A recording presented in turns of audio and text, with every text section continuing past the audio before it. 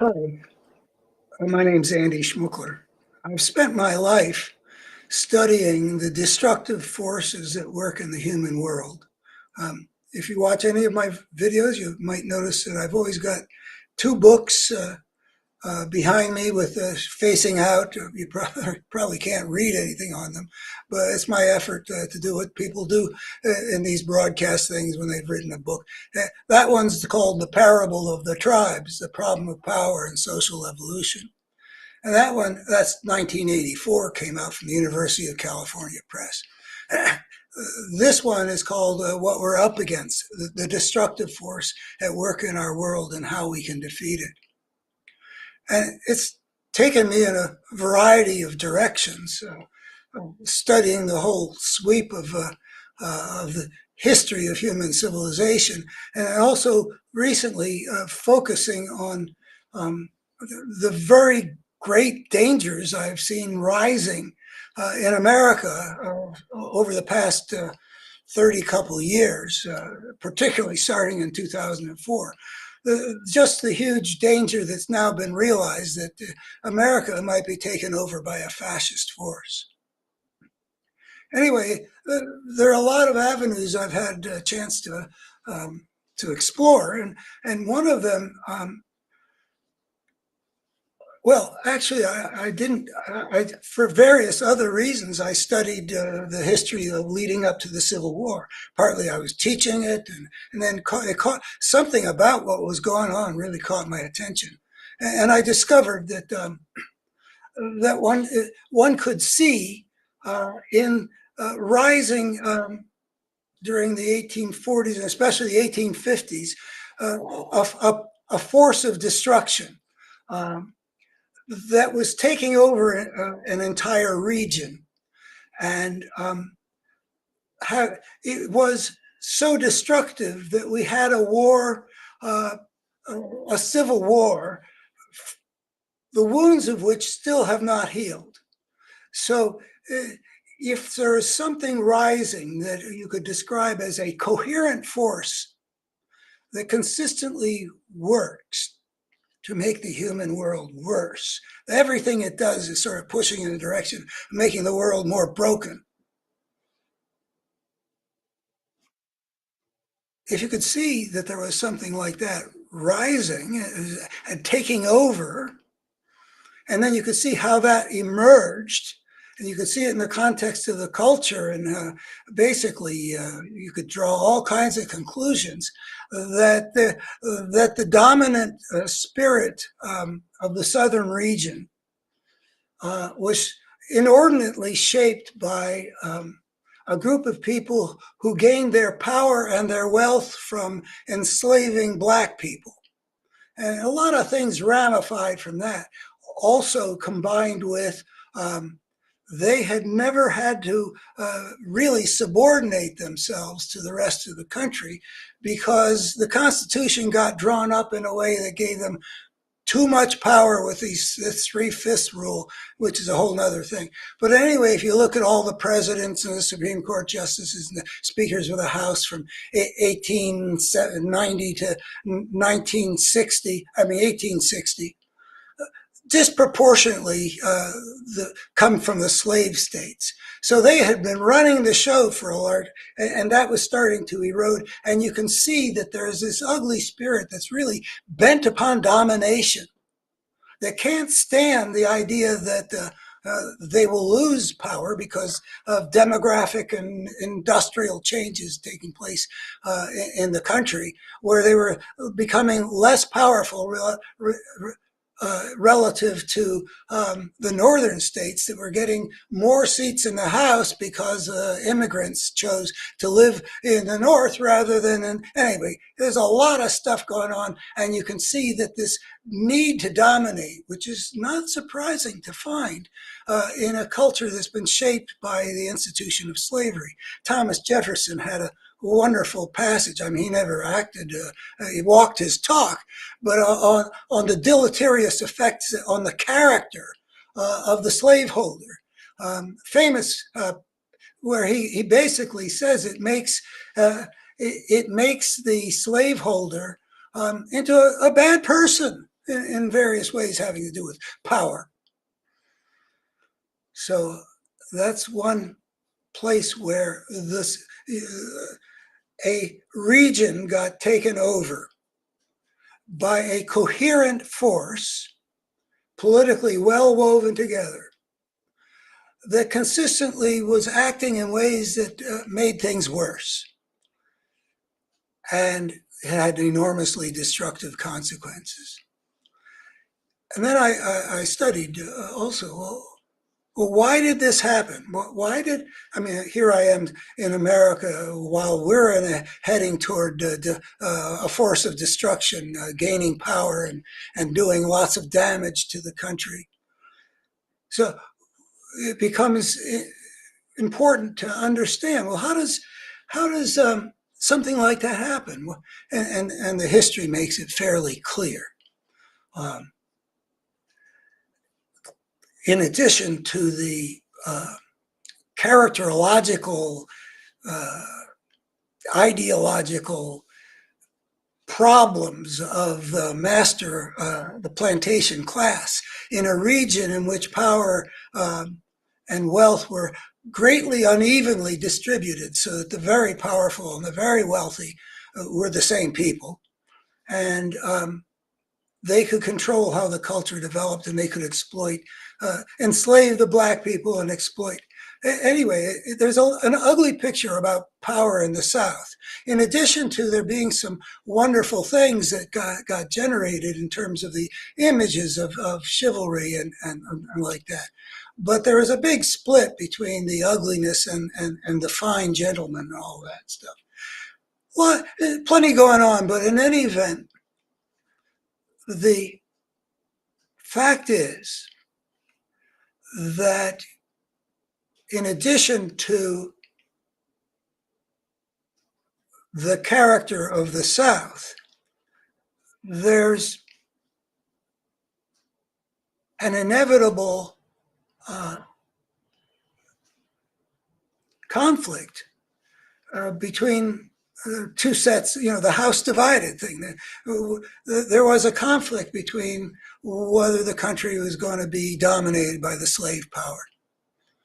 And the slave power was not willing to be dominated. And there's a human thing, but there's a systemic thing too. This is a system, slavery, that was such a big issue that the country was struggling with it continually, having to come up with a Missouri Compromise in 1820. It was a huge issue. A huge amount of the wealth and power of the United States were wrapped up in that issue. And they were able to paper over that conflict adequately with the Missouri Compromise and the Compromise of 1850. But then as the powers was shifting so that the North was going to become more the dominant part, the South was not characterologically equipped with their planter class to accept that sometimes you aren't in control. And that kind of brokenness, the need to dominate, ramified through the system, utilizing a big issue. The issue of slavery was a legitimate, I mean, if a society is going to break up over something, if destruction is going to overcome constructiveness, a huge issue is one way of getting there. And it's very rare that a society faces an issue that was as inflamed as the issue of slavery was in America. So you end up with a whole region dominated by a coherent force that makes that's acting in a sense as a channel for destructiveness. Okay, I had various reasons to learn a lot about the Civil War, and I've written a lot about the Civil War, and I've become very impatient living as I do in Virginia with the persistence of the power of the slave power. And I live in a county where we made international news even by having our schools choose to go back to naming the schools after the heroes of the Confederacy. It is a force of brokenness in American politics now. And if you want to Google Schmuckler and the force that drove us to civil war is back, you'll find an essay where I show that a lot of what we've been dealing with in the last 30 years represents a coherent force that manifested itself as the slaveholding South before the Civil War, and then the Jim Crow South after the Civil War, and has now become part of the Republican coalition and gets the essence of its power from carrying the Confederacy. That was true as in the 90s as this thing was getting transformed. But anyway, to go back, talking about the problem of power and social evolution and the psychological and sociological and the systemic international order behind what we're up against, that I also studied for that book and for another book, a couple books. Mine, one is called Out of Weakness, Healing the Wounds That Drive Us to War. I've studied the Nazi period a whole lot, trying to understand what the thinkers born before me were wrestling to understand after World War II, which is, how is it that a society that was seen as the most civilized would become this monstrosity of the Nazi regime?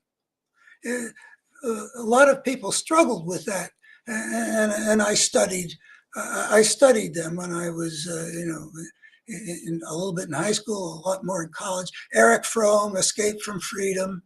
A lot of people are talking about what happened to enable this civilized societies to become the barbaric, to use a word the way we would use it, means a stranger, but that's so civilization discovered that evil can arise out of civilization. So what is the relationship between the civilized and the good? Evidently, it's not quite so simple as we've often wanted to believe. We use words like savage to mean, something terrible and vicious. What was more vicious than the Nazis? So I studied, well, how is it that a nation would become that? And, the answer that I came up with was, and I don't even remember how much this is original and how much I'm just repeating what I've read. It's just been too long. But in any event, my take on it as an interpretation about understanding how the human world works is that we're dealing here with trauma. We can go into some enduring aspects of Germanic culture that were broken. There was the endemic anti-Semitism in German culture. If you look back at Luther, very German guy, very important guy, and very reflective of a certain Germanic attitude about Jews, and it wasn't a pretty attitude. So that's always been there. There's a book called The Pity of It All, I forget it's written by a brilliant Israeli and a very compassionate book about the history of the Stasis, the place of the Jews in Germany, starting in the middle of the 18th century when Moses Mendelssohn's whatever is stopped at the gates of Berlin, and it leads through a whole lot of things. And the relationship between Germans and the Jews was a real mixture of things, nice and not nice. But there was that anti-Semitism there. So those are enduring. But the important thing, I thought, was that the people who became Nazi Germany, and of course it wasn't unanimous, but there, without there being a response to Hitler running in the election in the early 30s, enough to make him, put him in the position to take over the country as he did, become chancellor, and then essentially eliminate all opposition. It took a lot of people responding to that. When he comes out of jail, and there are people who are brown shirts willing to beat people up on the streets. There was something going on in Germany, in other words.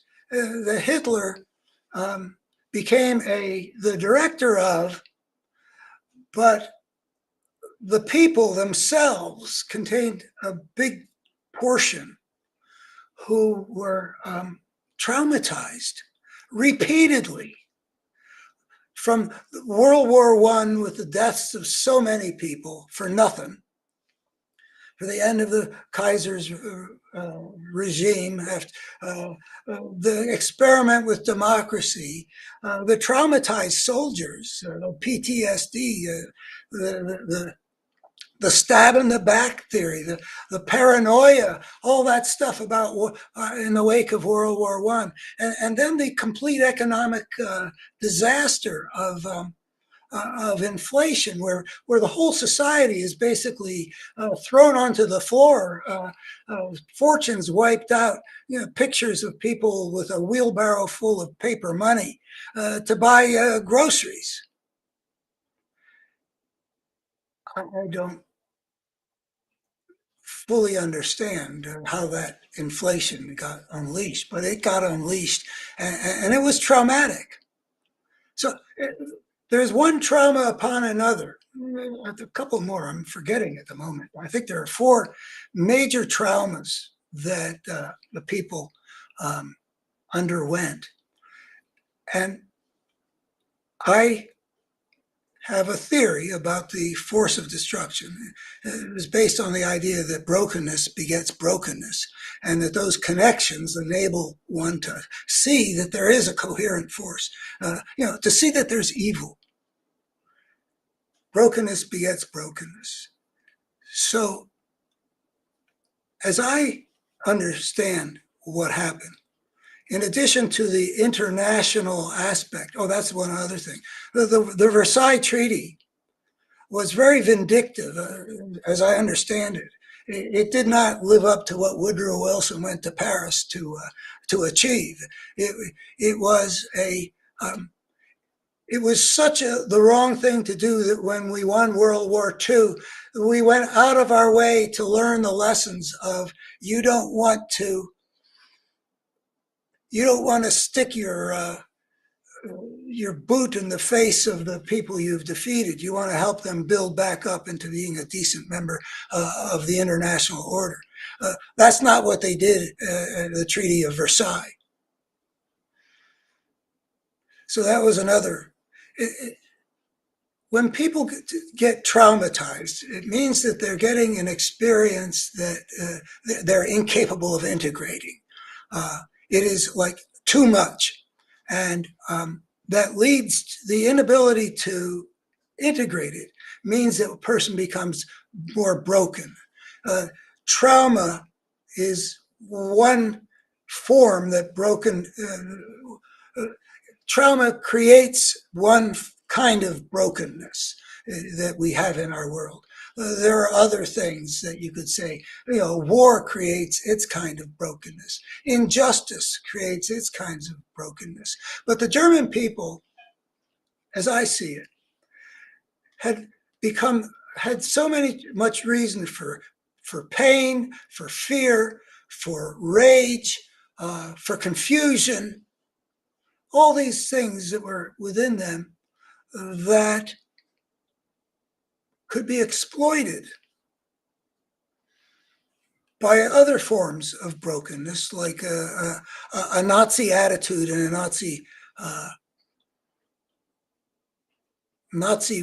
way of looking at and dealing with the world.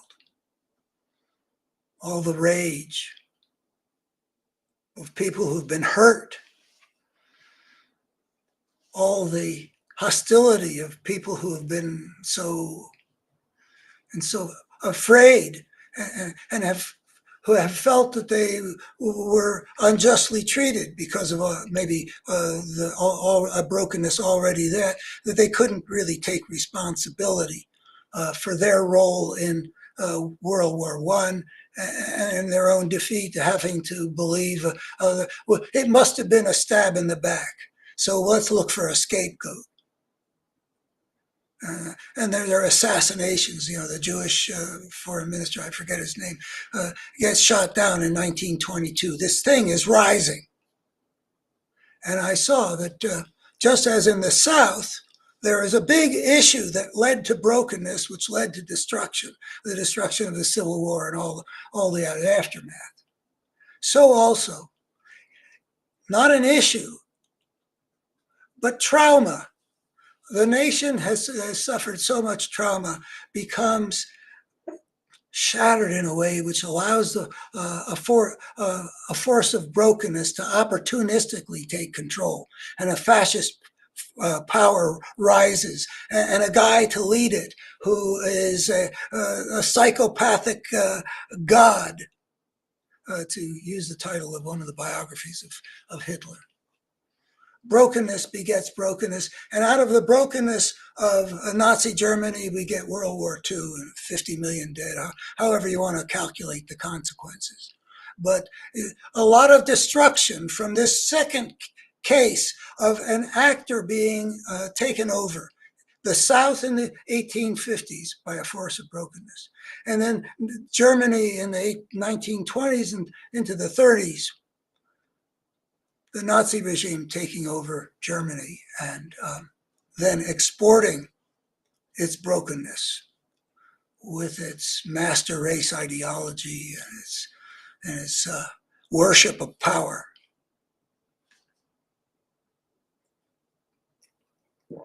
You'll notice that power,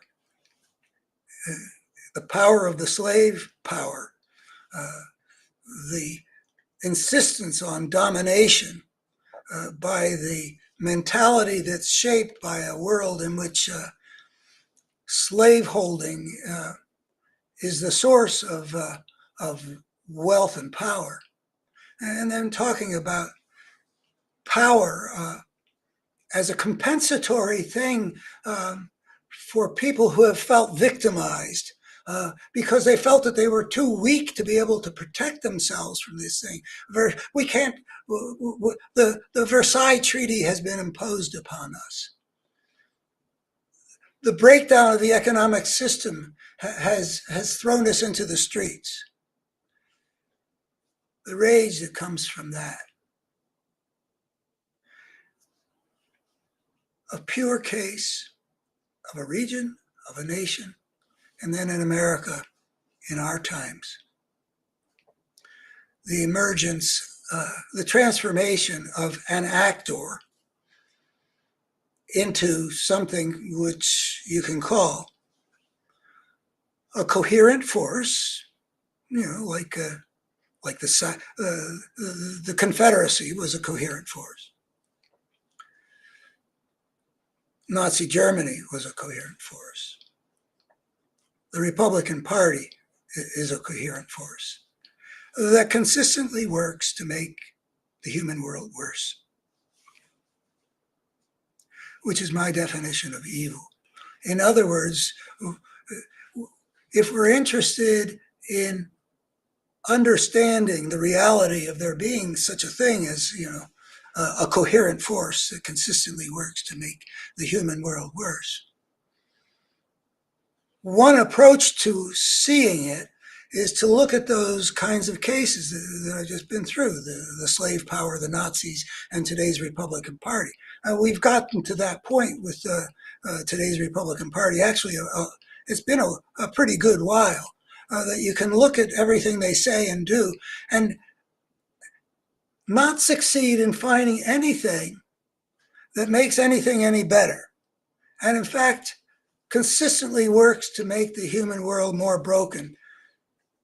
Pretty much fits what the Republican Party has become since it was a normal party. Let's just say when the first Bush was president, it was a normal party. But it began changing significantly in the 1990s, and here we are with pretty naked fascism. But it was visibly arising at the same time. And I've made much of the responsibility of liberal America for not seeing it, which is why I think it's illustrates why I think it's important to talk about the reality of there being such a thing as a coherent force that consistently works to make things worse. Now, if the Republican Party, for example, if you take them issue after issue and thing after thing and all this stuff, and you ask, what are they doing and what are the consequences of what they're doing? I think that every issue that I can think of, they're on the wrong side. They're on the side that makes things worse. They're destructive.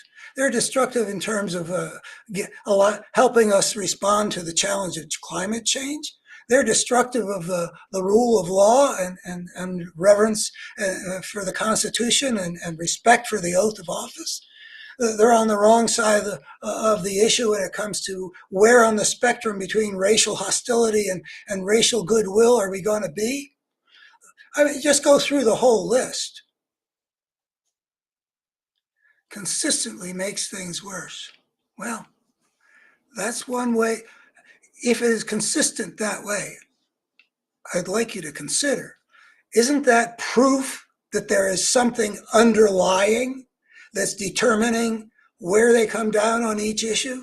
If every issue they come down on the side of brokenness, can't we simply infer that somehow or other there is a force there that determines where they come down on every issue? And that on every issue, they come down on the side of brokenness. So why don't we just say there's a force of brokenness? Well, why don't we just say that it's a coherent force that consistently makes the human world worse? And if we accept that that really captures what has traditionally been understood as evil, and I think it does. Now, the religions talk about it in supernatural terms, the devil. But evil in the Judeo-Christian tradition is a coherent force of sorts under the aegis of a particular supernatural figure. And their impacts on the world are continually making things worse. Well, what I'm offering in my series here is a way of seeing the reality of a coherent force. Consistently works to make things worse, like today's Republican Party and like the other two. There's another way of seeing that coherent force, but this is one of them. Basically, one implication of that is however you want to talk about it or not talk about it. If we are embattled to save the country from a coherent force that consistently works to make things worse, and if that's a definition of evil that pretty well works, the battle that we're engaged in is, in reality, according to that definition, a battle against evil. We are called to fight on behalf of the opposite of that, on behalf of democracy rather than fascism, of justice rather than injustice, of truth rather than a web of lies, and on down the list of the dichotomies. A dichotomy on which, like Nazi Germany, like the Confederacy in dealing with the slavery issue throughout the 1850s, are continually making choices that exacerbate the problem, that increase the division, that make the interactive process one of conflict.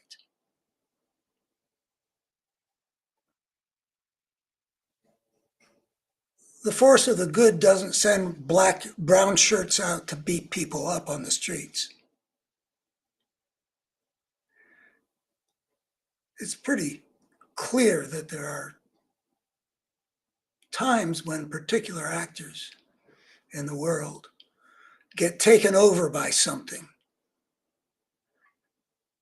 And that something is a force of destruction, a coherent force. And I suggest that to get ourselves in the right frame of mind for fighting this thing, we ought to call it evil because, basically it fits. And why call it that when liberals really hate to use that word, resist it all the time? Well, there's a kind of response that's called for from us, a degree of moral outrage. We don't have to call it evil. We could just as accurately call it a force of brokenness. But if you're battling against a force of brokenness, you can be plenty purposeful. But there's an emotional passion about how you feel about the ugliness of the damn thing, the outrageousness of it, the plain wrongness of it. I think that energy is called for. The reason that energy is called for is that part of this battle is going to be to awaken in the American people something that was not adequately awakened when they voted in 2024. And that's caring about the battle between good and evil. People go to the theaters and they love to root for the good to triumph over the evil. I like to talk about Star Wars in that respect, and Lord of the Rings in that respect, and Avalon in that respect. We've got real passions to put behind Luke Skywalker and defeating the Death Star. And liberals don't have any problem accepting that the battle between good and evil, when it's presented in a movie.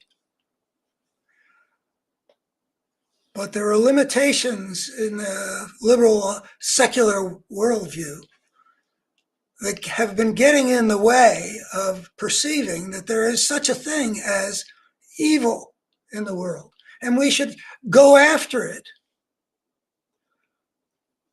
with the kind of heroic passion that the hero is supposed to bring to the battle against evil. Force of destruction? Yeah, you could call it that. Force of brokenness? You could call it that. Nothing intellectually gets missed by analyzing that. In these pure cases. But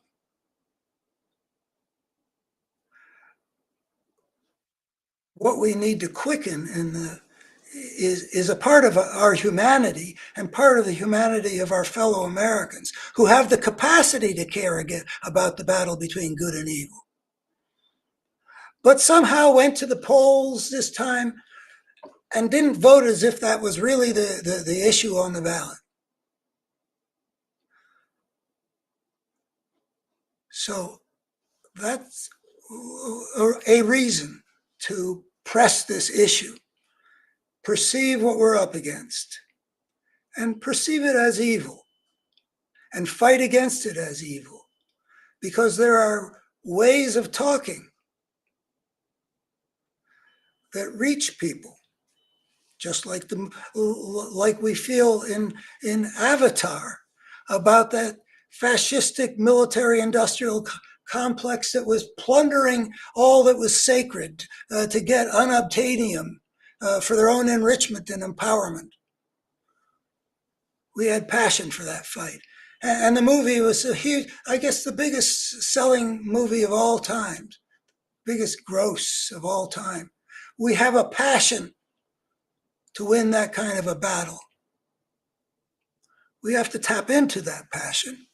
So I would like to propose that we look at the it there, which is a coherent force that consistently works to make, and we accept that it is a good thing to call it a force of evil, because that's what's actually taken over the Republican Party. Just look at the people they put up. Matt Gaetz, this guy Hesketh. I mean, how do what rock did they turn over to find these people? And Trump is a human monster too. We really should be looking at this thing in terms of good and evil. And I'm going to come back in a few minutes and talk about how when I talk about evil, I'm talking about a systemic force. I mean, we can talk about people like Matt Gaetz and Hesketh and Trump as individuals who are connected with the force of evil. But the real point is that there's this force. It's the people who are acting as agents of that force are another matter, but not the main point. We are embattled against a force, and I have another idea to explain how that force originates, but that's another story. I hope you found interesting this description of the 3 cases. One of them because of an issue, one of them because of trauma. So why did the Republican Party become captured by a force of brokenness? I think there are 2 stages, and I'm not very knowledgeable about the first one, but there emerged in the Republican world forces behind Limbaugh, Newt Gingrich, the Koch brothers. I don't know what the history is going to show about how the thing emerged, but pretty soon there was a component of the Republican Party that was basically sociopathic, allied with Fox News, allied with utter Christian hypocrites like Liberty University's Jerry Falwell Jr., just a coherent force that was becoming a greater and greater power in the Republican Party. Advanced by Fox News, then advanced by, but there was a takeover of the Republican Party by this thing before Trump. And it worked to transform the minds of the Republican base. And that was quite essential. And an extraordinary thing was accomplished. I wouldn't have thought it possible. In the midst of a society where information is freely available to everybody, and where people can find the truth about most anything. It's not like a totalitarian state that controls all the presses. The Republican Party was able to move the consciousness of their base into a place where they believe all kinds of lies. And they would serve the people who were their real enemies, who had succeeded in instilling in them a rage and a hatred toward the people with whom they might make alliance. a divide and conquer strategy against the American people that required a kind of a transformation of people that I've been looking at for years, starting in the Bush W period. And I'm not, I know enough, I don't know quite how to understand it psychologically, but what is germane here is if it wasn't an issue, and we don't have any big political issue like slavery, and if it wasn't trauma, we've actually had it pretty damn good for the last 30 some years as a country. You know, we've had our difficulties like 9/11, but hey, you know, compared to what? So we're not traumatized either. But a propaganda system was created that was enormously successful, even in a free society, in getting a public, a big chunk of the public, that had a completely false picture of the reality, of the truth of the matter. They bought bill of goods about there being voter fraud. They bought bogus stuff about climate change being a hoax. They bought falsehoods about immigration and its impacts on their supporters' lives.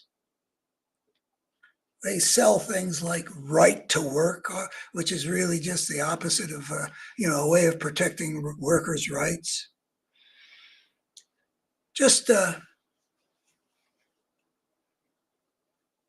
what historians will likely note is that the Republicans over the course of 1990 to 2015 created a Republican base that was wedded to the lie, that was broken in terms of their contact with reality, and that could be utilized by a force of brokenness. It was the propaganda that was the means of accomplishing the brokenness. I've also talked about the failure of the other side to recognize that there was an evil rising here.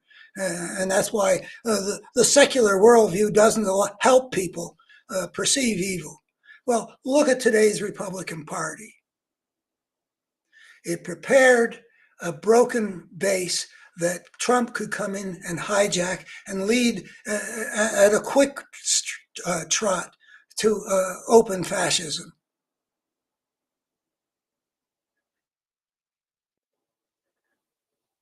So a lot of people on the right mistake the evil for the good. The lie, that's the fundamental lie. We should see the evil for what it is, fight against it for what it is, and help some of the people who might be moved to see that that's the nature of the battle, to feel the feelings that they do when they watch Luke Skywalker destroy the Death Star. Watch Sully in Avatar destroying that rapacious, cruel power and driving them off the planet, but not till a great deal of destruction had already been done, which is where we are. Even if we win this thing, like the planet, that beautiful planet at the end of Avatar, our landscape will be showing a great deal of damage from this force of evil that's taken over the Republican Party, and it's now nominating people to destroy valuable institutions at Justice and at HHS and the Department of Defense. Brokenness begets brokenness. It's a battle of good versus evil. A majority of people in this country are not on the side of evil. Thank you. I'll be back shortly with, I'm not sure yet what. Bye-bye. Please subscribe. Please visit my website.